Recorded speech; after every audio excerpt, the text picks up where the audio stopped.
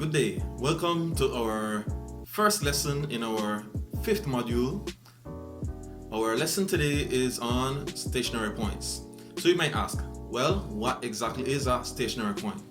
So to begin, I want to start by stating that there are three types of stationary points. They are what we call maxima, minima, and points of inflection.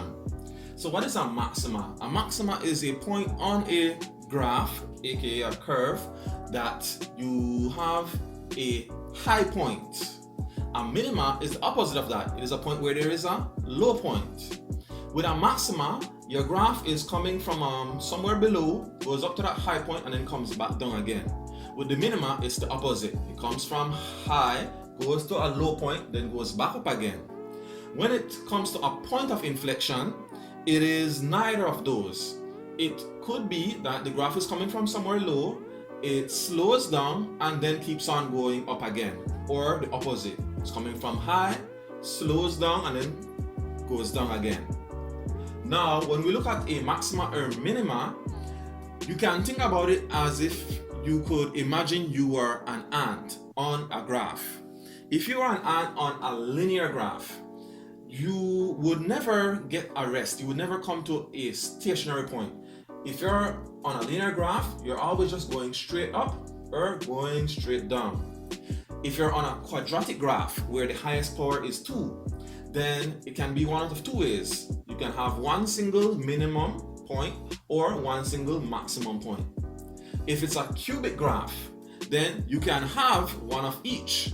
It is possible that there is none of them, but it is also most likely the case that you will have one of each, what we call a local maxima and a local minima.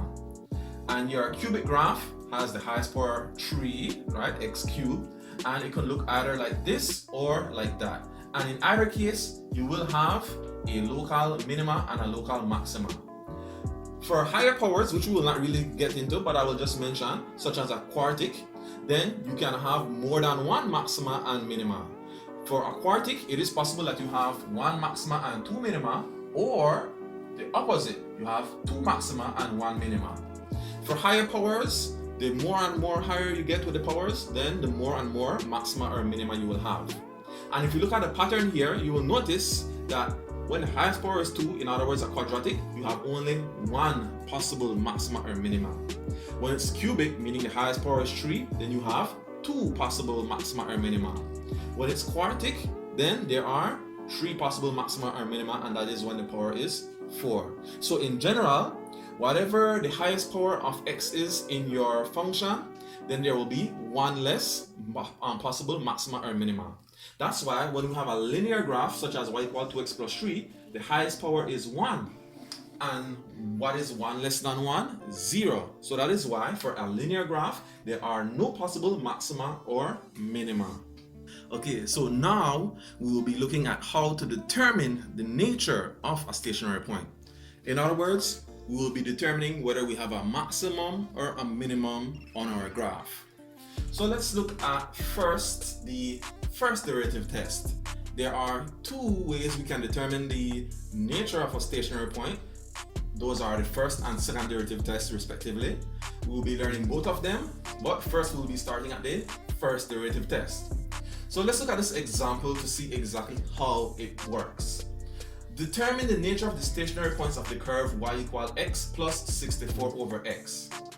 So whenever we have a maxima or a minima, an important thing for us to notice is that either at a maxima or at a minima, the gradient is equal to 0. That's a very important thing to notice.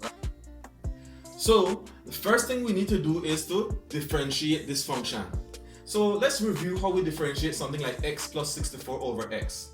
First thing we need to do is to express that 64 over x as 64 times x to the negative 1 power. Then we use our regular basic rules of differentiation. The derivative of x, we know that is 1. And then what will be the derivative of 64 times x to the negative 1 power? Remember, the power rule says we multiply by the power, so negative 1 times 64 will give us negative 64, and then we subtract 1 from the power. So if we subtract 1 from negative 1, we end up with negative 2. So x to the negative 2 actually means that it is over x squared. So the derivative dy dx will be equal to 1 minus 64 over x squared. So what's the key idea here? I want to repeat again. Whenever we have a maxima or a minima, right at that point, right at the top of the hill or right at the tip of the valley, the gradient will be equal to 0 in either case. So to determine what our stationary point is, we should take our derivative and set it equal to 0 and then solve for our x value. So if we have 1 minus 64 over x squared is equal to 0, how do we solve for that? Well, what you should notice here is that we have an equation with a fraction. So it is always best to get rid of those fractions. How do we get rid of the fraction here? We multiply by the LCM of the denominators. So to get rid of the denominator here, we multiply the entire equation by x squared. You know that whatever you do to one side of the equation, you have to do to the other side. That basic rule applies even in calculus. So we multiply every term by x squared. So 1 times x squared is x squared. Negative 64 over x squared times x squared. The x squared, they will cancel out and I'm left with just negative 64 equal, and then of course 0 times x squared is 0. So if I have x squared minus 64 is equal to 0, then the next step would be to transpose that 64 and add it to 0. So 0 plus 64 is just 64. The square root of x squared, square root and squares, they cancel, and I'm left with the square root of 64. Now, you may notice I have this symbol here. What is this symbol? This is the plus or minus symbol. What it means is, the answer is both positive 8 and negative 8. That is the square root of 64. You might ask, but why is it both positive 8 and negative 8? Well, think about it. If I were to square positive 8, what would that give me? It would give me 64. If I were to square negative 8, what would that give me? It would also give me 64. So both positive 8 and negative 8 are the square roots of 64. Why? Because whenever you're trying to find the square root of a number, you're asking yourself, what number, if I multiply it by itself, will give me back 64 in this case, right?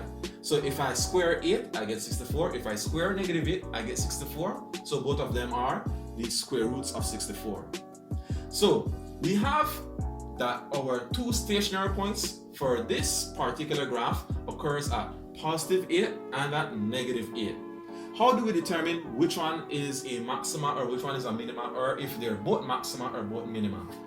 Well, we know at 8 the gradient m is equal to 0. How do we determine the nature of the stationary point? We have to see what the picture looks like. Does it look like this or does it look like that? How do I know what it looks like? I do that by looking at the gradients near x equal 8.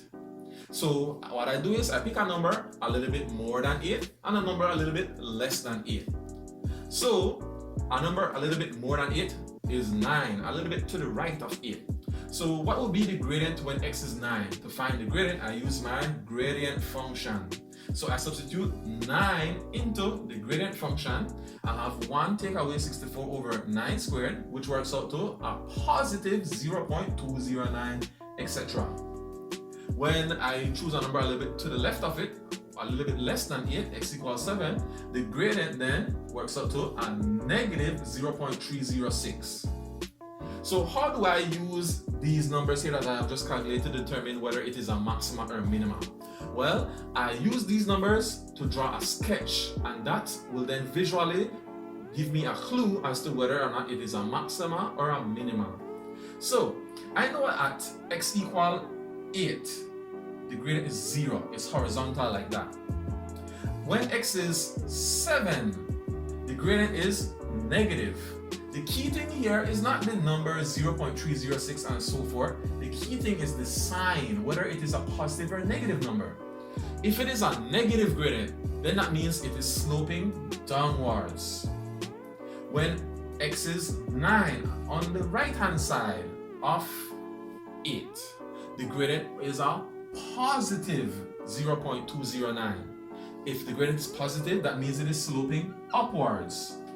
So I have here a smiley face, right? in other words. So this smiley face is what we call a minima. So at the point where x is equal to 8, I have a minimum point for my graph. So when we look at the other value of x, -8, we know that at -8, the gradient is 0. So that's a horizontal line. A little bit to the right of it, we have that the gradient is negative, so it is sloping downwards. And a little bit to the left of it, which is -9, we know the gradient is positive, so it is sloping upwards. So here we have our frown.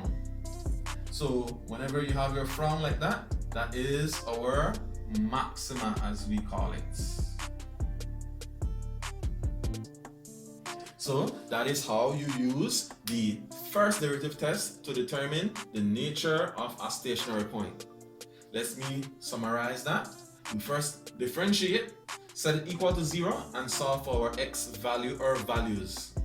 Then we determine the gradient very near to those stationary point values, a little bit to the right of it, a little bit to the left of it, and then based on the signs of the gradient, we draw a sketch.